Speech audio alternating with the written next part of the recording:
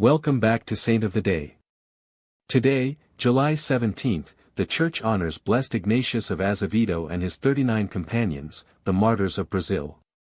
Born in Porto, Portugal, around 1526, Ignatius came from high nobility and was named administrator of his family's fortune at just 18. But contact with the first Jesuits, and a spiritual retreat in Coimbra, sparked a radical conversion. He gave up his inheritance and entered the Society of Jesus in 1548, quickly rising to vice-provincial. In 1565, the Superior General, Saint Francis Borja, sent him to Brazil as apostolic visitor. For nearly 3 years Ignatius traveled the missions founded by Nóbrega and Anchieta, and returned to Europe to recruit new missionaries. On June 5, 1570, he set sail for Brazil aboard the ship Santiago. Near La Palma in the Canary Islands, he was warned of pirates in the area but refused to abandon the crossing. On July 15, Calvinist corsairs led by Jacques Soury intercepted the ship, ordering the crew spared but the Jesuits alone killed. Ignatius encouraged his brothers, "We will not reach Brazil, but we will found a college in heaven." Holding an icon of Our Lady, he was run through with a lance, his 39 companions were stabbed and thrown into the sea. Pope Pius IX confirmed their cult in 1854. They are patrons of Catholic missions in Brazil. On this same day, the Church also remembers the Martyrs of Compiègne, 16 Carmelite nuns led by Mother Teresa of St. Augustine. Born in Paris in 1752, Marie-Madeleine-Claudine Lidoine guided a small contemplative monastery when the French Revolution, under Robespierre's reign of terror, suppressed religious orders as incompatible with revolutionary ideals. Expelled from their convent in 1792, the Carmelites lived in hiding in small apartments, secretly continuing their life of prayer.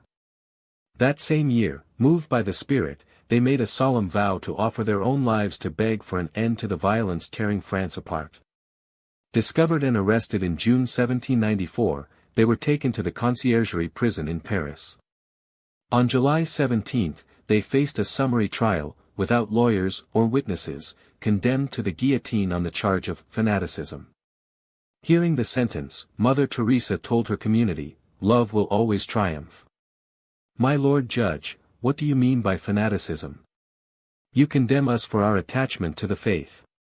On the way to the scaffold, the carts crossed Paris in heavy silence while the nuns sang the Salve Regina and Veni Creator Spiritus, renewing their vows. The youngest novice, Sister Constance, climbed the scaffold first, the prioress, last. 10 days later, Robespierre himself was executed, ending the terror. They were canonized by Pope Francis in 2024, and are invoked against totalitarianism. Also on this day, the Church honors Saint Alexius of Rome, known as the Man of God. Born in Rome around the 4th century, he was the only son and heir of the wealthy, devout Senator Euphemian. On the very night of his arranged marriage to a noble woman, Alexius felt an irresistible call to poverty and solitude. He secretly left his father's palace and traveled to Edessa in the Middle East, where he lived 17 years in rags, begging at the door of a shrine to Our Lady and giving away the little alms he received. His anonymity broke when, tradition says, a miraculous icon of the Virgin pointed him out, revealing him as a man of God whose prayer reached heaven. Fleeing the fame that followed, Alexius sailed away, but a storm drove his ship back to Italy. Understanding this as God's will, he returned to his own home in Rome, but so gaunt and aged that not even his father recognized him, and gently let the beggar live in a small space beneath the palace stairs. For 17 more years, Alexius endured hardship and abuse from the servants, silently witnessing his parents' and his bride's grief as they still searched for him. Only after his death, when Rome's bells rang on their own and a heavenly voice led the Pope to his body, was a manuscript found revealing his true story. He is the patron of pilgrims, beggars, and the homeless. This same date also belongs to Saint Marcellina of Milan, the elder sister of Saint Ambrose. Born into Roman aristocracy around 327, she lost both parents before turning 20 and took on the task of raising her 2 younger brothers, Satyrus and Ambrose, the latter destined to become one of the Church's greatest doctors. Despite her wealth, beauty, and the pressure toward an advantageous marriage, Marcellina chose consecrated virginity. On Christmas night of the year 353, in the ancient Basilica of St. Peter in Rome, Pope Liberius himself placed the sacred veil upon her. She turned her own residence into a true proto-monastery, welcoming other young women drawn to consecrated life, embracing strict fasting, and devoting herself to Scripture, all while never abandoning her brother's formation. When Ambrose was almost miraculously acclaimed Bishop of Milan in 374, Marcellina moved to be at his side as spiritual counselor and support. In gratitude, Ambrose dedicated to her his famous work, On Virgins, preserving also the words Pope Liberius had spoken at her consecration, "You have chosen a marriage that knows no corruption, many young women will follow you." Marcellina cared for her brother Satyrus until his death, and passed away only months after Ambrose, venerated across northern Italy. She is the patroness of educators and youth formators.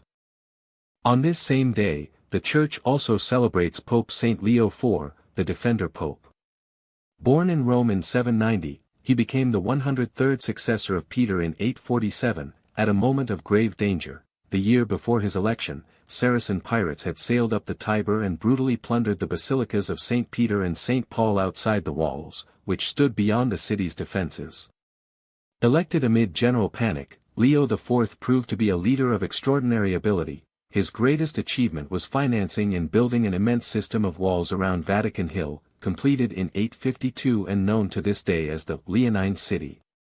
More than a builder, he was also a strategist. He united the fleets of Rome, Naples, Amalfi and Gaeta into the first great Italian naval league to repel a new Saracen invasion. In 849 he went personally to the port of Ostia to bless the troops before battle. A sudden storm scattered the enemy ships, securing the Christian victory at the historic Battle of Ostia. His holiness also became linked to miraculous tradition. The most famous account tells how he stopped a catastrophic fire in Rome's Borgo district simply by making the sign of the cross from his palace window, a scene Raphael would immortalize in the fresco, The Fire in the Borgo, in the Vatican museums. He died on July 17, 855. He is invoked against invasions, fires and storms. This same date also belongs to Saints Justa and Rufina, the Martyrs of Seville, also known as the Potters. Born to a humble family in Seville's Triana district in the 3rd century, they supported themselves and helped the poor through pottery, crafting fine ceramics. During a great pagan festival honoring Venus, devotees went through the streets demanding merchants supply vessels for the idolatrous rituals. Justa and Rufina, firm in their Christian faith, not only refused to contribute, but refused to sell their craft for that purpose, and, filled with zeal, even broke the pagan idol carried in the procession. The enraged crowd destroyed all their pottery, and the magistrate Diogenianus ordered their immediate arrest. When they refused to renounce their faith, they were tortured with iron hooks and forced to walk barefoot across the arid Sierra Morena, without food or water. Justa died first, her body thrown into a well. Diogenianus then had Rufina thrown to the lions in the arena, but the animal, instead of attacking her, lay peacefully at her feet.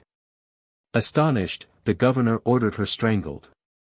Bishop Sabinus recovered their remains. Centuries later, during the earthquake of 1755, residents of Seville reported seeing the two sisters embracing and holding up the Giralda Tower to protect it from collapse. They are co-patronesses of Seville and patrons of potters and ceramists. On this same day, the Church also honors Saint Kenelm of Mercia, the boy martyr prince. According to tradition recorded by medieval English chroniclers, Kenelm was only 7 years old when he ascended the throne of Mercia in 9th century England, after the death of his father, King Conwulf.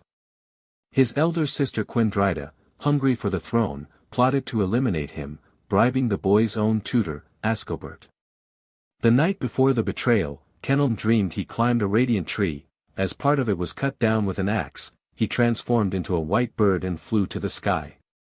When he told the dream to his old nurse, she foretold his coming death. The next day, in the forests of Clent Hills, the tired boy fell asleep beneath a tree, and Ascobert beheaded him, hiding the body. Legend says the boy's soul, in the form of a white dove, flew all the way to Rome and left on the Pope's altar a scroll revealing the details of the crime. English clergy searched for the site, guided by a cow that stood watch over one patch of earth. When they dug there, a healing spring appeared. When his remains were translated to Winchcombe Abbey on July 17, the bells reportedly began ringing on their own. He is the patron of children who are victims of family betrayal. This same date also belongs to Blessed Pavol Gojdič, Greek Catholic bishop and martyr. Born Peter Gojdič in 1888 in Scillitan, in present-day Slovakia, son of a Byzantine Rite priest, he entered the order of Saint Basil the Great at 34, taking the name Pavol. In 1926 he was appointed bishop of the Eparchy of Prešov. During the Second World War, under the Nazi-aligned Slovak state, he acted courageously against the Holocaust, issuing false Catholic baptismal certificates to protect Jews, organizing hiding networks, and writing pastoral letters openly condemning anti-Semitic racism, acts that earned him, posthumously, the title, Righteous Among the Nations, from Israel's Yad Vashem. But with the arrival of the communist regime after the war, the persecution shifted. In 1950, the state forcibly dissolved the Slovak Greek Catholic Church, demanding clergy and faithful join the Moscow Loyal Orthodox Church. Bishop Pavol remained faithful to the Holy See and was arrested on false espionage charges, sentenced to life imprisonment, and subjected to a decade of cold, torture and deprivation. When offered amnesty in exchange for accepting the title of Patriarch of a state-controlled church, he answered that it would be a terrible sin against God, a betrayal of the Holy Father and of my own conscience. He died in the prison hospital of Leopoldov, on his 72nd birthday, in 1960. He was beatified in 2001.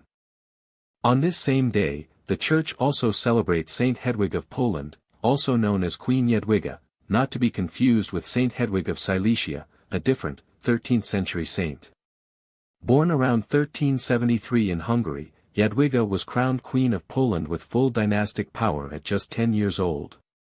As a girl she held a sincere affection for the young Prince William of Habsburg, but the nobles of Krakow saw a historic opportunity. Jogaila, the pagan Grand Duke of Lithuania, offered to convert to Christianity, baptizing his entire nation, in exchange for the young queen's hand.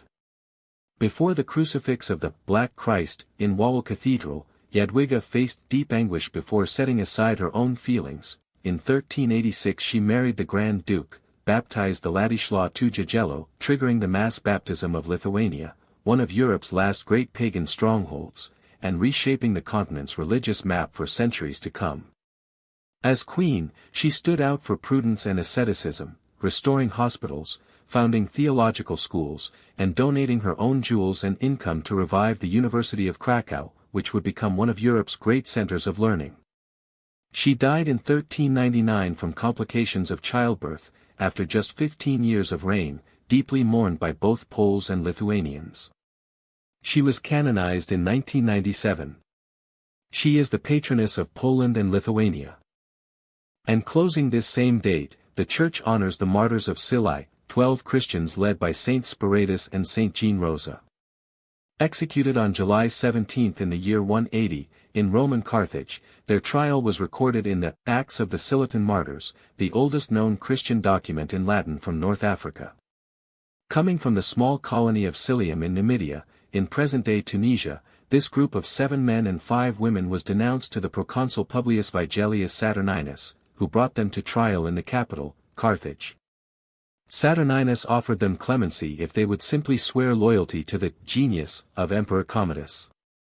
Speratus, speaking as the group's voice and carrying with him the letters of St. Paul, declared that the 12 had never committed theft, murder or any crime, and always paid their taxes honestly, but that under no condition would they swear divinity to a mortal man.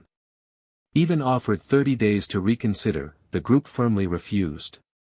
His patience exhausted, the proconsul ordered the 12 beheaded for defying Rome's authority.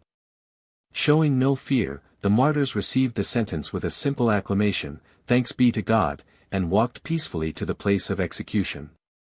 Speratus's answer to the tribunal was recorded for posterity: "We do not recognize the empire of this world, but we serve God, whom no man has seen or can see.